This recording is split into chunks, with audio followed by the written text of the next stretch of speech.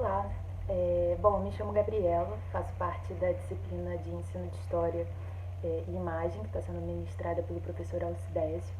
E esse vídeo vem no intuito de poder apresentar algumas das reflexões do sexto texto da nossa ementa, que se chama Livros Didáticos entre Textos e Imagens.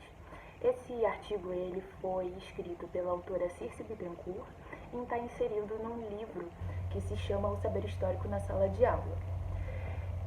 A partir disso, eu gostaria de falar algumas informações sobre a autora.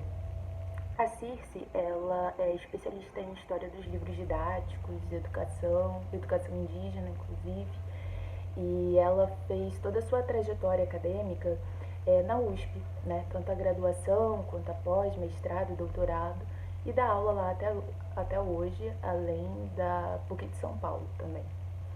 E o objetivo geral desse artigo é poder levantar algumas reflexões muito importantes sobre a iconografia nos livros didáticos, né, tendo em vista que é o conjunto de imagens mais presentes no espaço escolar, né, e na relação entre professores e alunos. E aí, nesse sentido, a leitura dessas imagens, como elas vão ser feitas no espaço de sala de aula, vai poder nortear esse debate. Bom, então inicialmente a autora ela levanta três aspectos importantes. Primeiro, sobre o papel do livro didático na escola, na sala de aula, né? E aí existe uma contradição interessante, porque embora o livro didático seja repleto de contradições e muitas das vezes munido de um conteúdo positivista e de uma perspectiva hegemônica, inclusive, ele ainda assim continua sendo o material principal e norteador das aulas de história, né? Então, a partir disso, a gente precisa entender que o livro didático, antes de qualquer coisa, ele é um produto mercadológico, que segue as demandas do mercado. E a partir disso, os livros didáticos possuem algumas características fundamentais que a autora vai descrever ao longo do artigo, né? Dentre elas, a gente poderia citar que o livro ele é um depositário de conteúdos escolares, principalmente porque são vinculados a conteúdos elencados a uma proposta curricular, né? Então, por seu intermédio, são passados os fundamentos de uma sociedade, sabe? A visão de mundo dessa sociedade, ou pelo menos uma síntese dela. E esses livros didáticos, eles são inscritos em uma longa tradição de métodos de ensino, né? Inclusive, as imagens nos livros didáticos são utilizadas desde o século XIX. Embora não tenha muitos estudos sobre as imagens nos livros didáticos, é uma ferramenta utilizada há muitos anos. Então, o livro didático ele passa a ser o principal mediador entre um conhecimento de uma sociedade, né, um conhecimento que é passado em sala de aula, e também o conhecimento do próprio professor, né? Existem essas duas questões. Bom, e depois desses pontos apresentados sobre os livros didáticos, a autora começa a afunilar um pouco o seu debate e fala sobre as características do acervo iconográfico nesses livros didáticos. E uma coisa muito importante é que, historicamente, as imagens elas são sempre apresentadas como legitimadoras de fatos históricos, né? E aí isso acaba servindo para facilitar a memorização dos conteúdos. E ainda sobre essa produção de conteúdo, essa produção de imagens nos livros didáticos, a gente não pode deixar de mencionar que existe uma tradição francesa muito forte, né, inclusive importada pelos editores desses livros, e aí falando bastante sobre história geral, eu acho que essas imagens dos grandes momentos históricos, dos grandes atos, acabam tendo um grande protagonismo. E aí, nesse sentido, também fomentando uma narrativa eurocêntrica. Já nos livros didáticos sobre história do Brasil, essa tendência, né, dos grandes eventos se estendeu. Então, é muito comum a gente ver imagens nesses livros sobre história do Brasil, né, bastante famosas, né, como, por exemplo, a pintura do 7 de setembro, do Pedro Américo, ou então a primeira missa, do Vitor Meirelles. E aí, inevitável dizer que imagens como essas, né, pinturas como essa e tantas outras foram fundamentais para constituir uma memória histórica, inclusive. E aí a autora, a Circe Bittencourt, ela dá alguns exemplos de como essas imagens vão ser utilizadas nos livros didáticos, enquanto a história política é ensinada, pelo menos até a década de 60, né? Onde a gente vai ver livros repletos de imagens de chefes de estados, né? E as suas biografias. Um exemplo muito comum que ela aborda é a imagem de Dom Pedro I e Dom Pedro II. Dom Pedro I, ele é sempre representado como um jovem, né? Ele morreu com 34 anos, então as fotos, as pinturas são sempre retratadas desse modo. Enquanto o Dom Pedro II, ele é retratado como um senhor, né? Um velhinho.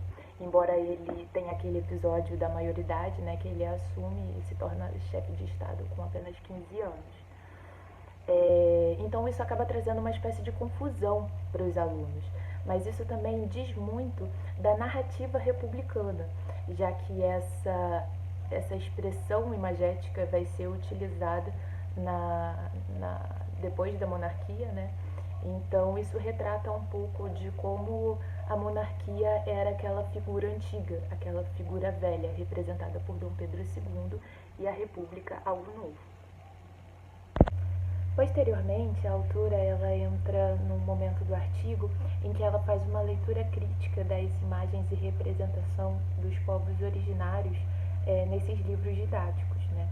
Porque, embora a história social se tornasse um objeto, né, de estudo no espaço escolar, na relação de ensino-aprendizagem de história, um pouco mais recentemente, né, aí no final do século passado, as imagens de povos indígenas, os ancestrais brasileiros, eles sempre tiveram presentes desde o século XIX, mas a grande diferença é a narrativa nesse contexto, né?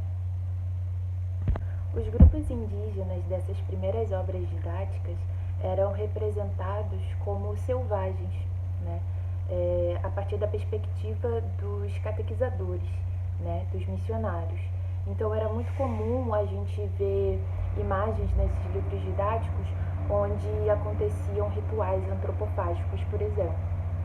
Além disso, a Bittencourt também dá um exemplo de uma obra de 1916 do Alfrânio Peixoto, que era seguidor das ideias de Nina Rodrigues, né, onde ele deixava claro nesse livro a necessidade de você embranquecer a população brasileira, né, para que pudesse atingir a civilização ou o desenvolvimento europeu, né? Esse processo de embranquecimento no qual o personagem indígena vai ser fundamental, né? O responsável por essa mestiçagem. E o indígena, nesse momento, ainda prosseguia com aquela imagem, né, de que ele era preguiçoso, tinha aversão ao trabalho, além da sua própria imagem também estar elencada nos livros didáticos somente ao período colonial.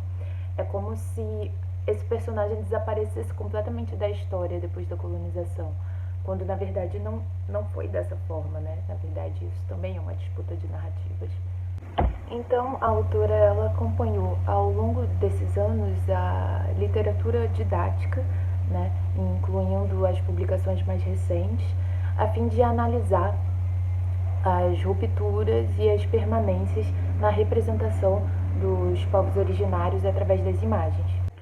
E, embora existam imagens e ilustrações do século XIX nas publicações mais contemporâneas, a autora faz uma série de reflexões de como interpretar essa imagem de uma maneira mais crítica, né?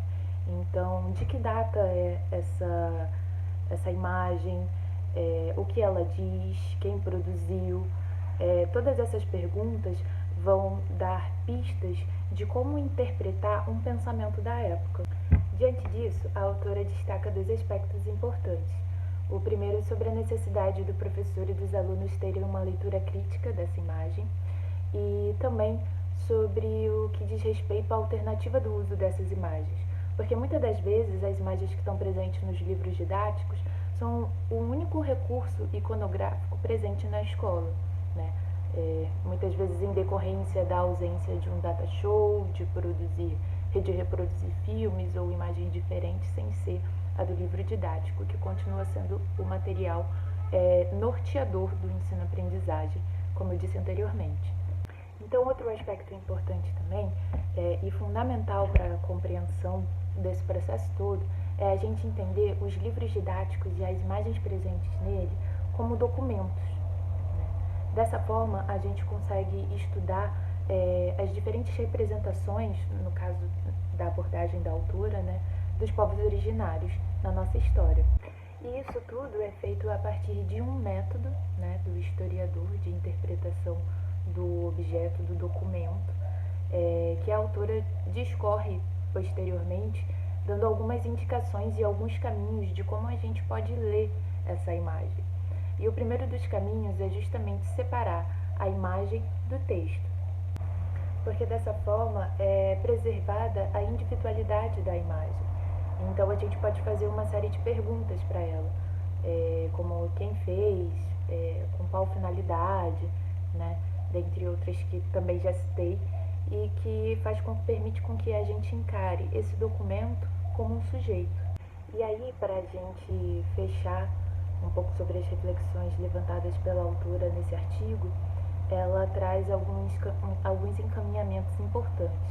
Né? E, bom, é sabido que a gente vive numa sociedade cada vez mais imagética, né? Das influências do audiovisual e todas essas coisas. Então, é cada vez mais urgente que o professor tenha essa abordagem em sala de aula de começar a interpretar de fato e estudar de fato as imagens, transformando as imagens dos livros didáticos num recurso pedagógico muito importante na relação de ensino-aprendizado. Bom, gente, é isso. Eu espero que de alguma forma esse vídeo tenha estimulado vocês a fazer essa leitura e suscitado algumas indagações para a gente poder discutir na nossa aula mais tarde. Obrigada a todo mundo e um beijo!